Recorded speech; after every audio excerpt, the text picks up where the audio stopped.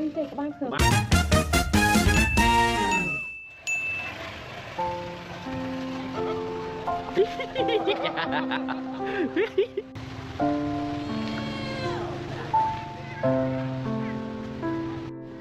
Oh my god!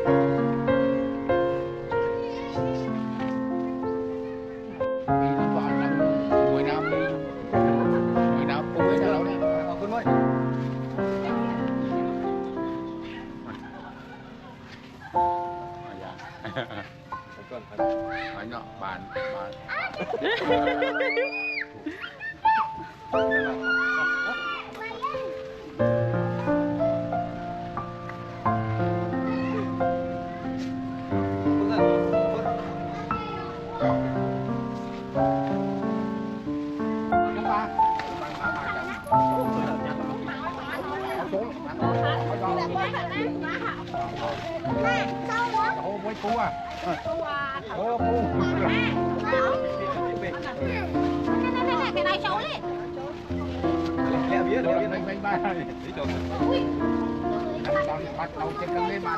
Mời cái chầu này.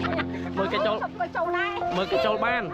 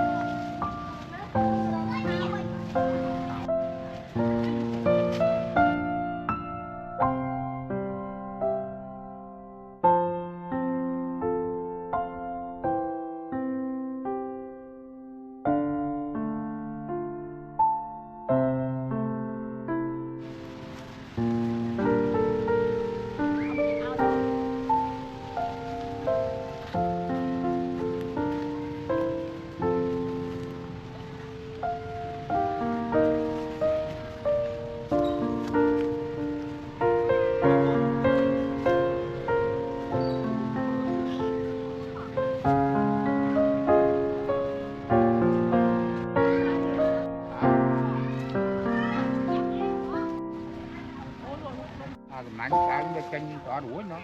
Biết chết đấy không? Ôi snap.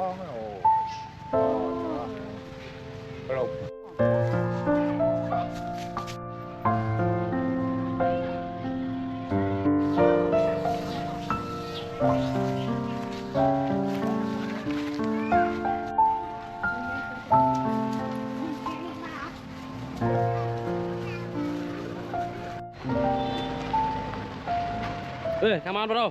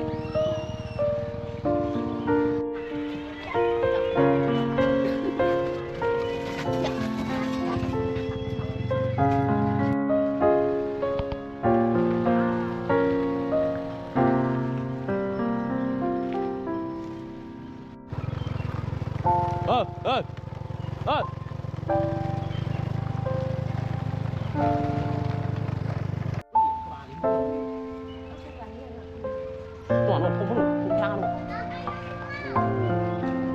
Ồ, đấy.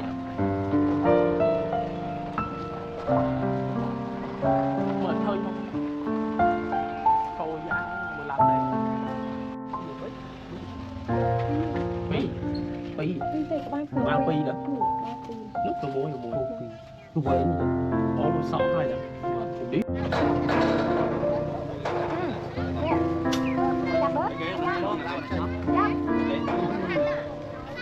Con chanh nhá. Không ăn chanh kia. Mà có cái Ủa mùi còn nào mà chanh. Ba năm cái ba năm con nó đây nè. Nó đây. Thế cho. nó chặt Này đi sẽ trồng ngon. Đó cà phô. Con muối cho bạn chanh. Nên mỏng à.